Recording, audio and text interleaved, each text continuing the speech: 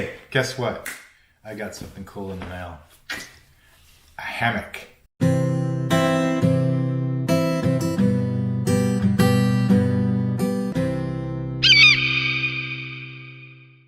When I was much younger, I could sleep anywhere. It didn't matter. As I get older, I need a pad or something. Of course, most camp backpackers carry pads because, for one, it's more comfortable. For two, it's insulation to keep you warm during the cold nights, because it keeps that keeps you warm on the bottom, and your sleeping bag keeps you warm on top. And so that's great. But still, I didn't really want to sleep on a pad. And you just never know with that. So everyone keeps talking about how comfortable hammocks are. And so I want to try it out. So I got me just a basic double hammock because I wanted to have the room to be able to twist. And I'll show you that later. And then I also got a tarp to go on top of it. Altogether, this weighs a little under 2 pounds. This weighs a little over 2 pounds. So basically it's 4 pounds right here, which is not too bad on my backpack. 4 pounds for that. Then I have my sleeping bag on top of that, whatever my sleeping bag weighs, and that's my sleep system. So it's not too bad. Yeah, I could go lighter, probably half as light as this, by buying the real expensive stuff. But then we're talking about hundreds of dollars to get to that point. So I'm kind of excited about the fact that I've got 4 pounds right here, plus whatever my sleeping bag is. And these two together cost me just like $85, but together. So I'm excited about it. Hey, I have never set up a hammock before, not that I remember, but I've done a lot of research, so I think I'm going to be okay with it. But I'd like to go out and try it out. And hey, if you want to come along with me, just keep watching. I got my hammock bag here, and we're gonna look and see what's inside here. This is the Chill Gorilla double hammock, got on Amazon. I'll go ahead and put a link in the description below if you're interested. There's tons of hammocks there. This is what looked like it would be cool for me, and so that's what I got. Okay, so first off we have the tree suspension, which is what goes around the tree, and it's not real thin, so that way it protects the tree from getting a huge thing. And that's it. That's a neat thing. Inside here I also have, okay, so here's the hammock. Oh, and it's sewn into the bag, so the bag stays with it. You can't really lose the bag, can you? So, there we go. Looks like this is a double hammock because I wanted it to be wider. It also holds more pounds. Look at this giant carabiner on the end of it. If I'm going to do any kind of long backpacking, this is just, I mean, this thing itself is, it's heavy. I don't know how much it is. And here's another one. There's 2 of these. So surely I will not want to, if I ever go on something where I'm carrying these. That feels like a pound right there. I don't know if it is. I'm sure it's not, but it's close to a pound. I could save a ton of weight with a better carabiner on this. But obviously I can do this now. So anyway, so that's it. That's the and it's just, so these must hook into these. That's all I have. I hope it works. So we'll have to see. I've got a couple of trees picked out over there I'm going to go to in just a minute. So there's the hammock, and it feels nice and soft. It's made out of ripstop nylon, which is parachute nylon, and so that's kind of cool. It's somewhat waterproof, or more waterproof than just regular tarp. The regular tarp that you get at like at Walmart is going to have it's going to be plastic and stuff, but it won't be totally waterproof. Okay, so this is the tarp. This tarp is, okay, so this is 10.5 feet long, so I figured that was good for me, from what I've heard from other people. If you're above 5'8", you should have you should go above a 10-foot tarp or hammock, and I'm 5'10", so I figured this is a 10.5 foot hammock. That would be good for me, but everybody has their own preference. So anyway, here's the tarp. It's made by White Owl. Wait, what does it say here? Wise Owl. See it? Wise Owl. I'll put this link in the description below too. Let's see, I've got a couple steaks in here. These are nice little steaks. Put it down. Notice the hammock doesn't have a steak. There's 4 steaks in here for putting the tarp out. Because when it rains, I don't want to be messing with rain. So this one has tie-outs and everything with cords and stuff. Alright, so I'm going to go over here. I'm going to go ahead and set up the camera so you can see. I'm going to do a time lapse with me setting this up. I'm going to time it and see how long it takes me, because I've never done this before. And so I really don't know what I'm doing. One of the cool things about hammock camping is you don't have to pick out this really flat spot. You don't have to clear out rocks or sticks or anything like that.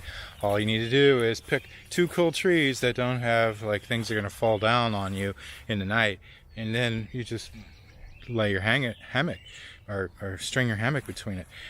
And that way you could even be on a hill, you could have inclined, doesn't matter, because basically you're just dealing with suspension from 2 trees. So it's kind of cool that way, and kind of excited about it. I haven't experienced that yet.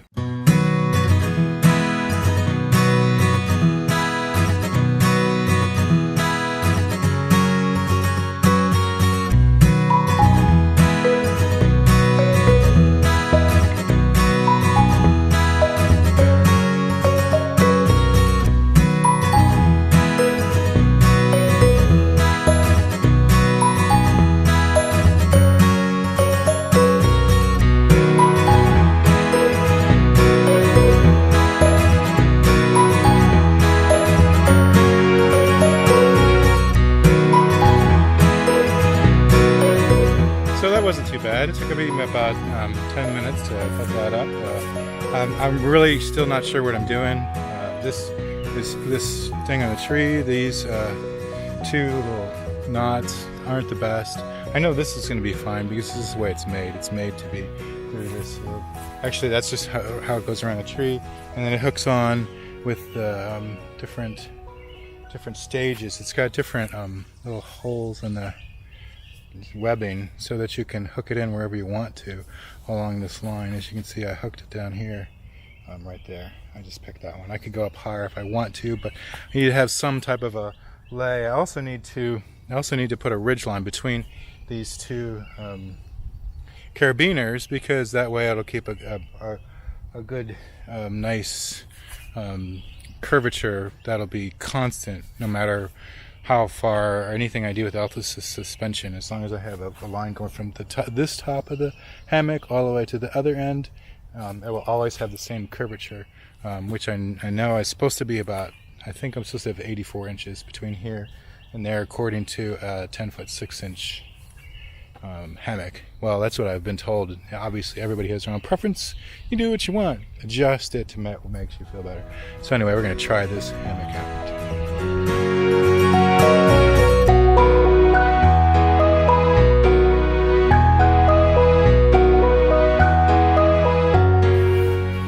So one thing that got me really interested in hammocks was the fact that whenever I think about lying in a hammock, I think, oh, you're going to lie like a banana. And that's true. If you sit like this and you just go straight in the hammock, you like a banana. I don't think that you could actually sleep that way because you're bent. So what they say is you're supposed to lie diagonal. So you basically turn your feet one way and your head the other way. And by doing that, if your hammock's long enough, it's a lot. I'm not flat. I've heard people say, oh, I'm flat. I'm not flat, but I'm certainly not bent like crazy. And so it's actually kind of nice. I kind of like it. I think I could take a nap here. Birds are singing. It's a great place for a nap.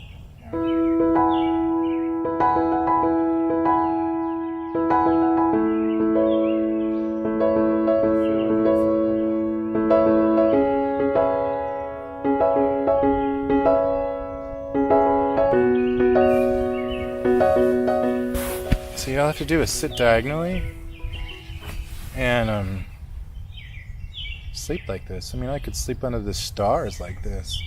I have my tarp up, half of it folded over, so I can still see the sky. I can see the clouds above there, and if it does happen to rain in the middle of the night, I can always just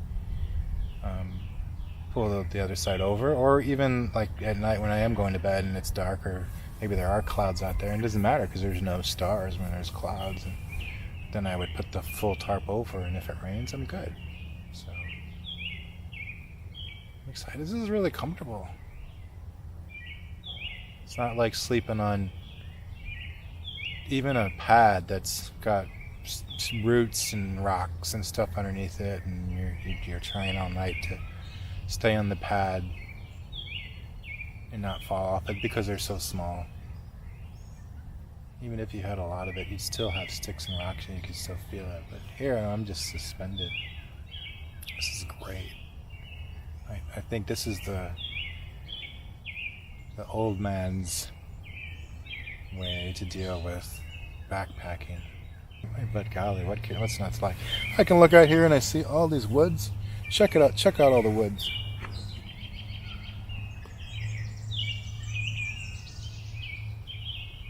So I went ahead and added this ridge line between the two ends of the hammock, because this way the hammock will actually be at a certain curve no matter how I hang it. It will always stay at the same curve. I'll show you that. If you can look at my hammock, there's the ridge line in between it, so it sags a little bit below the curve of what's in between the two trees, and that's the way I intend it to be, because anytime I set it up between a couple trees, it's always going to have that curvature to it, because the ridge line goes from one end all the way to the other, and it's always the same length, unless I change it to tweak it a little bit, but right now it's cool. Alright, so I put up the hammock and the tarp. I set up a ridge line on my hammock. I took a little nap. Now, let's see how quickly I can get this thing down and in the bags.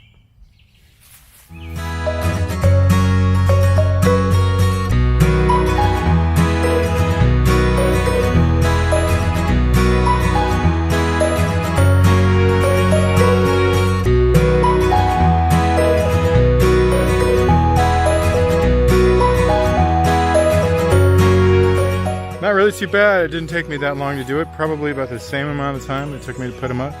And it's the first time I've put them up or take them down. I'll probably be much faster next time.